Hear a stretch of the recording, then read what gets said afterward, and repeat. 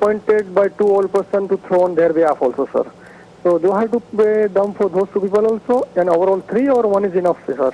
Okay, if I understand your question, and correct me if I'm wrong, you're saying that you threw before Al-Dhuhr on the last day of Hajj, and Yes, sir. you throw on behalf of two other people.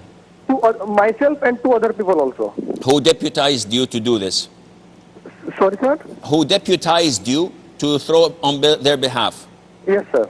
Okay, and you're asking, should this be the sacrifice on your behalf or on their behalves as well?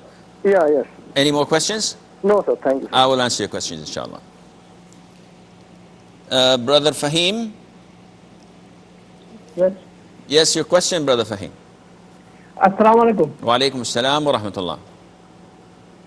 Sheikh, I have two questions. The first one is, what was the religion of Prophet Muhammad sallallahu alaihi wasallam before Islam? Okay. Second? The second one is that I want to know the authenticity of this hadith that said that the best type of jihad is the jihad of the one who strives against his own self. Is it authentic or not fabricated? Okay, I will answer your question, inshallah.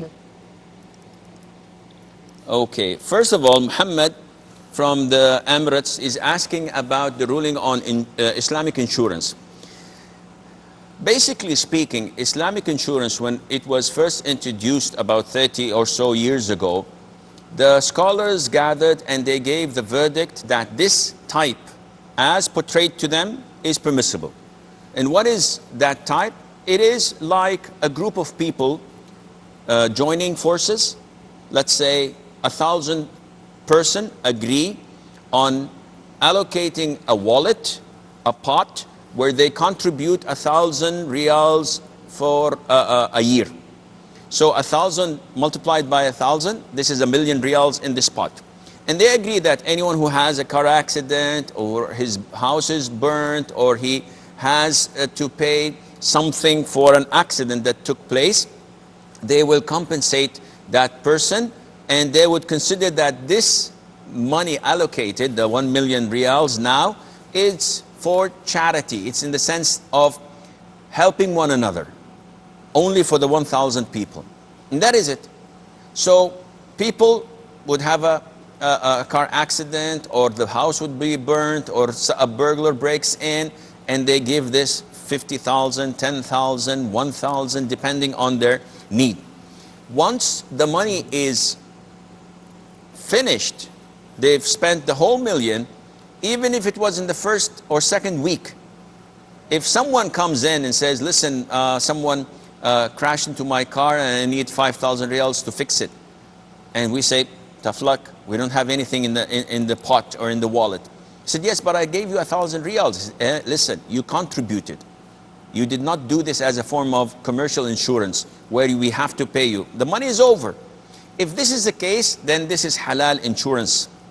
Why? Because it is a form of collaboration on virtue and on good. What's happening at the moment, unfortunately, to my knowledge, maybe I don't have sufficient knowledge, but to what I know, is not like this. They're having corporates running the show. They're giving high salaries for the management, for the CEO, for the VPs, for the managers, etc. They are utilizing the money in the pot and investing it. And this is not what we agreed for. We agreed to give the money so that we would help one another.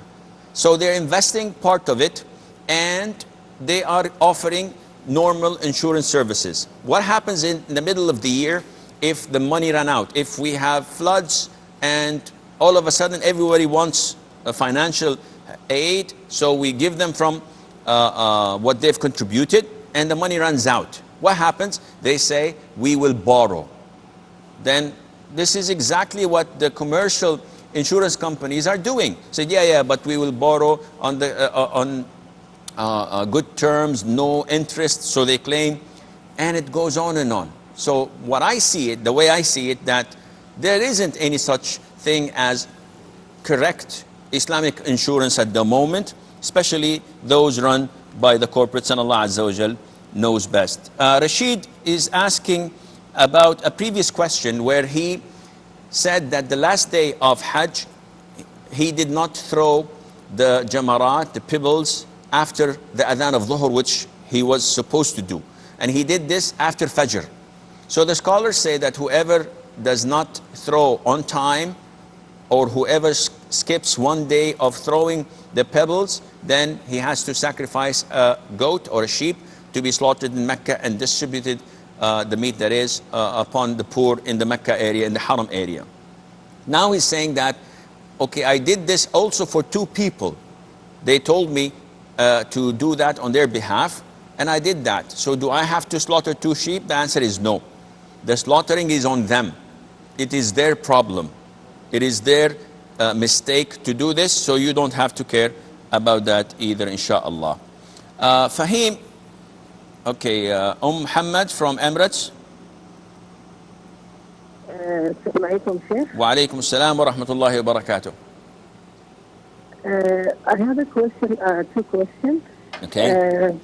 One question is regarding killing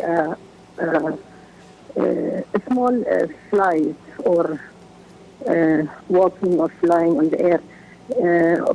Generally, of course, killing any creation like dogs, cats is not allowed. But these small ants that are on your way, or this, can you please a little bit explain this issue? If it's okay, allowed to kill them, or we should always leave them. So Don't take them and take them away from us. So if I see a mosquito and I do this, this is what you're asking about it? I can't hear you. Sorry, sir.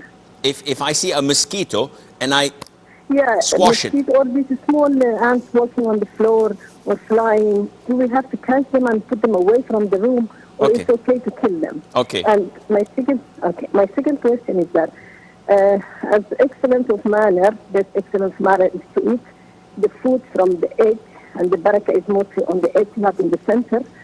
This is, of course, when the tray is in the middle and you take from the edge. How about if you take from the edge, and nowadays people put it on the plate? Of course, they don't eat from the tray. So if you put in your own plate, is it also sunnah you have to eat from around it, or is it okay to just eat from slowly from the edge and finish it? Okay. You got my point here? Yes. And same thing with this drinking in the bottle. As sunnah is to put it in the glass, not in the bottle. How about this small masafi bottle, which is very small like a glass? Still, we have to put it in the glass. As I heard Chef just saying that it's sunnah to eat, to pour it in the cup, not to drink it from the bottle. Okay. Okay, I will answer you, inshallah. And just now I heard an excellence of manners in the program, where he said two things. One of that you have to put it in the glass. Okay. And so if it's a small, like a glass, a small masafi bottle, which all of us know that it's like 1.5 glass, but still we have to put it in the glass. Are you sharing it or you're drinking from it on your own? No, it's on my own. Okay, khalas. I will answer you, inshallah. Can I just bring the bottle because it's small, or I have to put it in a glass as a part of sunnah? I will answer your question, inshallah. The following question. Abdullah from Sweden. Assalamu alaikum wa rahmatullah. Wa alaikum assalam wa rahmatullahi wa barakatuh. Sheikh, I have two questions, inshallah, if I can go on. Yes, go on. The first question is that it is allowed for me to, example, go and study in Egypt or Saudi Arabia Islamic knowledge, while my parents don't allow it. And my parents also had the cousins, my brother here, the support they need, the economic goodwill here. Do you have other brothers, siblings that took care of? Yes. Okay. Yes, I had two brothers here, a sister, my cousins. They had their own parents here too. They can support them economically. They don't have any need of me. Okay. Alhamdulillah. Okay. So it's still allowed for me to go while they do accept. Okay. And the second question is, Sheikh, I feel like I've become more distant from Allah subhanahu wa ta'ala. Even when I try to do nafil prayers, I feel always alone all the time. Example, when my parents say, why do you go to bed? Or the cousins say, why do you have the pants over the ankle? You should not do that. This affects my iman and affects me from Allah subhanahu wa ta'ala. So what can I do to soften the heart or grow my iman? Because I feel the iman is just going weaker and weaker. Sometimes I doubt about myself if the iman is there or not. جزاك الله خير. وجزاك يا أخي الحبيب. Okay. Regarding the question, okay, brother Abdul Rahman from South Africa. السلام عليكم ورحمة الله. وعليكم السلام ورحمة الله. أخانتت. الحمد لله. الحمد لله. خود ها. Yes. I've got a question to ask you. Yes, brother. I was a Sunni Muslim before, Okay. and I became an Ahmadi Muslim. Okay. But now the Shaitan ulama here in my country has declared me a kafir. Okay. Now I would like to know on what basis could they declare me a kafir? Okay. Because they have no knowledge what is Ahmadiyyat all about and what is the belief. It's just a lot of concoction that they get from the ulama from India and Pakistan. They have no knowledge of Islam. Okay. So I would like to know what's your verdict on that. As an Ahmadi, can you tell me what is your religion, in the sense that is there a prophet after the Prophet Muhammad sallallahu alaihi wasallam? If the Quran says so, then of course. No, I'm asking you, is there? You see, all the Muslim sects are waiting for the return of Nabi Isa. So No, who's the yeah, last Akhi, prophet? No, you did not answer my If we question. take your belief, you say Nabi Isa is going to come. So if I say that Nabi Isa has come in the person of Mirza Ghulam Ahmad alayhi salam, Okay. so what's wrong with it? Okay. I will answer the question, Brother Abdurrahman. Okay, Jazakumullah. Wajazak. Okay.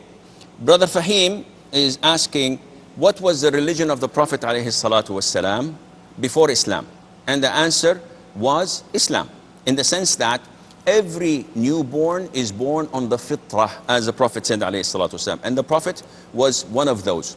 And he did not change alayhi salatu wasalam. He believed in Allah the Almighty, but he did not have a law to worship Allah accordingly. And that is why he used to go for months in the cave of Hira and contemplating and pondering upon Allah's beautiful creations. So he was a Muslim, in the sense that he did not worship any other with Allah Azza wa Jal. And also he did not eat anything that was slaughtered to other than Allah subhanahu wa ta'ala. He never prostrated to any of the idols. So all in all, he was a Muslim, but he did not have a law or a religion as such, except the Abrahamic religion that the people of Arabia originally followed before Shaitan made them go out of Tawheed into worshipping others with Allah Azza wa Jal. His second question is the hadith of the best of jihad is to offer jihad to oneself. I don't know about this hadith personally. We hear it a lot, but it is not a hadith to my knowledge. I have to go and check it out in the books of hadith. However, we know that jihad is a number of different types. There is jihad of one's self, there is jihad of shaitan, there is jihad of the disbelievers, there is jihad of the hypocrites, and there is jihad of the sinners. And each one has its equipment or weaponry, if you wish, to perform jihad with. So if you drop me an email, inshallah, I'll try my level best to look into it. Now, Muhammad says, what's the ruling on killing a small insect? Anything that harms you, you're allowed to kill in Islam. So if there is a dog that is harming you and affecting you and is causing you fear and it's a stray dog, you can kill that dog without any problem. If there's a cat that is dropping and tearing your furniture and you're unable to get rid of it without killing it, you can kill it. And likewise, these insects, you can kill them without a problem. She's saying that what's the ruling on if I put food in my plate? Now we know that the sunnah is we eat from the edges of the food and of the plate, and not to eat from the middle, because the Prophet told us that the barakah, the blessing of Allah is something we cannot see, but we know that it exists and we try our level best to detect it. And the Prophet tells us, do not eat from the middle, eat from what's in front of you. So she says that if I have it in my plate, can I eat from the middle? I would suggest that you do not, because the instruction of the Prophet ﷺ is general. And you don't want to eat the barakah, the blessing from the middle, and then have the rest of the food without any barakah, you should try to maintain this throughout your meal. She's asking about that. We know of the prohibition from drinking from the mouth of the water container, which usually brings bad feeling to a person, especially when there are others using it. So what's the ruling on that? If the container itself is a bottle, so if I'm having a bottle of beer, non-alcoholic of course, and I drink from it, or a water container that is half a liter and it's all for me, so do I have to pour it in a glass and then drink from the glass? No, you don't have to do that. You can drink it straight up without any problem, inshallah. Abdullah from Sweden is saying that he is interested in coming to Saudi Arabia, to Egypt, to Qatar, any Muslim country where they give Islamic studies as a scholarship, and he would like to study Islam. And his parents disagree and they don't want him to leave. And the ruling is, as long as you have other siblings, as long as your livelihood is not, of your parents, is not dependent on you being there, akhi, you can leave even if your parents do not agree. Because seeking knowledge, especially in the conditions where, in the country where you are, especially in with the target of spreading Islam and being an anchor in your country for giving da'wah and spreading the true Islam among the Muslims there, this is a very noble cause, and you do not require the permission of your parents as stated in the conditions earlier. Now he says that I get sometimes lonely and I feel weak in my iman because, and this is normal, anyone would feel like this, if your parents are against you and the whole community that you live in is free mixing, birthday parties, Christmas is coming, and New Year's celebrations, and probably they would maybe, I don't know, have some more serious sins such as intoxicants, wine, beer, etc. In such an environment, if you're a loner, you would have difficulties, because the Prophet told us, alayhi salatu wasalam, that the wolf does not attack the herd of sheep. He waits until one sheep goes out and then he attacks it. So you are at the moment are the lonely sheep, and that is why you're feeling depressed. That's why you're feeling weak in your iman. You're not encouraged to do so many good things you want to do, but something is pulling you down, and this is what shaitan is good at. So how to do, what to do? There are a number of ways. I always tell the brothers and sisters to follow these ways, especially when they're living in a non-Muslim country. Number one, you have to increase the portion of knowledge by reading the Quran, a great deal of it, not only one page and two pages a day. No, read a great deal of it. Learn more about the Sunnah. Read a lot about the seerah of the Prophet ﷺ. How did he act?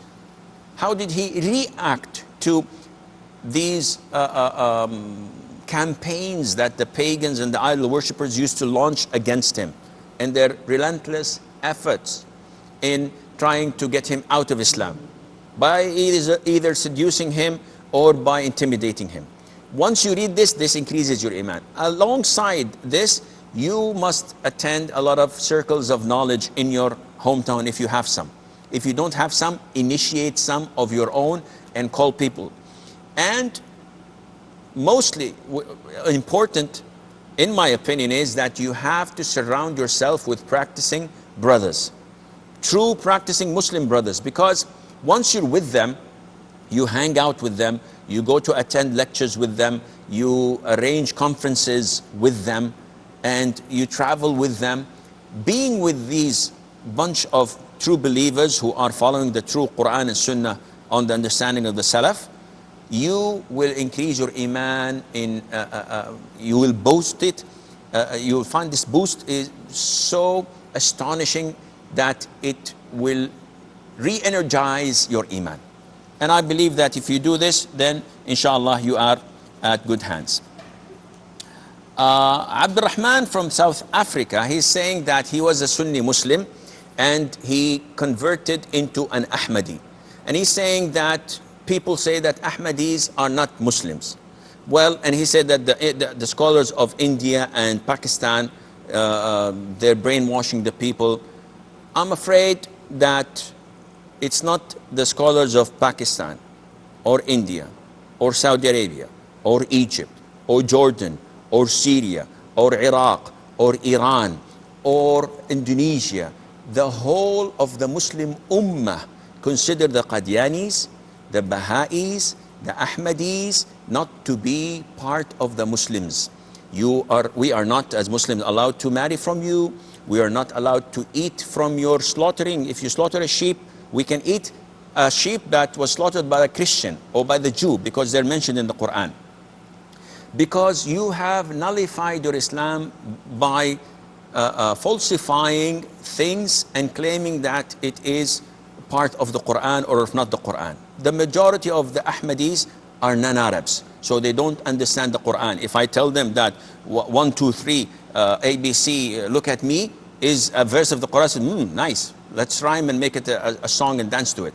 They don't know what the Quran is. They have nothing related to Arabic. So they are just following their shepherd, unfortunately. But anyone claiming that there is a prophet or a messenger coming after the Prophet ﷺ, he's a kafir. He's an apostate and he's not a Muslim. The thing that he said that, okay, if Jesus Christ is coming at the end of time, this means that there is a prophet after the Prophet ﷺ, and this is not true. Jesus came before the Prophet ﷺ. So when he descends at the end of time, he would not be coming again with a new law. He would not be coming again with a new religion. He would not even lead the prayer when he descends, because Muhammad ibn Abdullah al-Mahdi would be wanting after the Iqamah to lead the Muslims in Fajr prayer, and when he sees Jesus Christ descending, he retreats and he wants him to lead the prayer, and Jesus says, no, it was made for you. The Iqamah was made for you and you're the one who to lead. And he leads Jesus, Isa ibn Maryam, with the congregation. And this shows you that he does not come with a new religion. He's a follower of the Prophet's ﷺ religion, and that is why he breaks the cross, he kills a swine, and he does not take the jizya anymore from the Christians or the Jews, because he is there. So this misconception, unfortunately, I know that I will not be able to change your mind, because usually people are adamant at what they believe, especially if it is something that deals with their arrogance. So yes, we took this on, and even if it's wrong, we're going to keep on doing it until we die. Unfortunately, you do not constitute 1 in a million of the Muslim world. And unfortunately, you don't have the proper knowledge that Arabs have from the Quran and from the Sunnah. And thirdly, the issue could go on, and it would take ages to probably explain. Okay, Abdurrahman, I don't want to make this a debate, Akhi, because this is not the proper time. It's only for questions and answers. But as long as the people in the control took your call, yes, sir. Prophet said 72 Muslim sects will invite towards Jahannam. True. But only one will invite towards Jannah. True. Complete. So, I can prove to you from the Quran, if you don't believe in a prophet, you're a kafir. Not if you believe in a prophet, you're a kafir. And I'll give you the verse of the Quran where Allah says, إِنَّ الَّذِينَ يَكْفُرُونَ بِاللَّهِ وَرُسُلِهِ وَيُرِيدُونَ أَن يُفَرِّقُوا بَيْنَ اللَّهِ وَرُسُلِهِ وَيَقُولُونَ نُؤْمِنُ بِبَعْضٍ وَنَكْفُرُ بِبَعْضٍ وَيُرِيدُونَ أَن يَتَّخِذُوا بَيْنَ ذَلِكَ سَبِيلًا أُولَٰئِكَ هُمُ الْكَافِرُونَ حَقًّا. True. Khatam al-Nabiyyin does not mean the last and final prophet. Of course, Muhammad is the last and final glory prophet. But Khatam al-Nabiyyin means the most exalted, the most elevated of the prophets. No prophet of the Sharia will come after him. My friend, my friend. Okay, Abdurrahman, my friend. So I understand what you're coming from. Be just It is the closest to my friend, I know everything you are saying. The ayah you have mentioned is in Surah An-Nisa, chapter 4, verse 150. I know, but the problem is with how do we say, colleagues or friends. The hadith that he has quoted states that my ummah would be divided into 73 sects. The Prophet says all of them are in hell except one. He didn't finish the hadith. The companion said, which one are they? Which one is it, O Prophet of Allah? He said, whoever follows what I and my companions follow. And we tell those Ahmadis, Qadianis, Baha'is, where did you come from? The Prophet ﷺ did not prophesize your coming. He prophesied every single thing. And he, sallallahu alayhi wasallam, told us about what is going to happen. And he told us that will come after me 37, in one narration, or almost 40 false prophets, liars, who claim to be prophets and they don't have anything. And look at the miracles that these false prophets have given us. Nothing, zero. Look at what they called. They called their people to obey the kafir ruler who invaded their country. They called the people to turn against those who abide by the Quran and the Sunnah, and to join forces with the kafir invaders who gave them their welfare, who gave them their citizenship. And this is something that no Muslim would accept. And this was not the verdict of the Wahhabis. They call us Wahhabis. Not the verdict of Al-Azhar only. Not the verdict of the scholar. It is the consensus of all scholars of the Muslim Ummah. You're talking about 1.6 or 1.7 billion who raise a flag and say the Ahmadis, the Baha'is, the Qadianis are kafir. No matter what they do, as long as they believe in their false beliefs and they do not believe in the Prophet ﷺ to be the seal of the prophethood. What is the seal of the prophethood? It's just a seal and then we have other prophets as well. Anyone who knows Arabic knows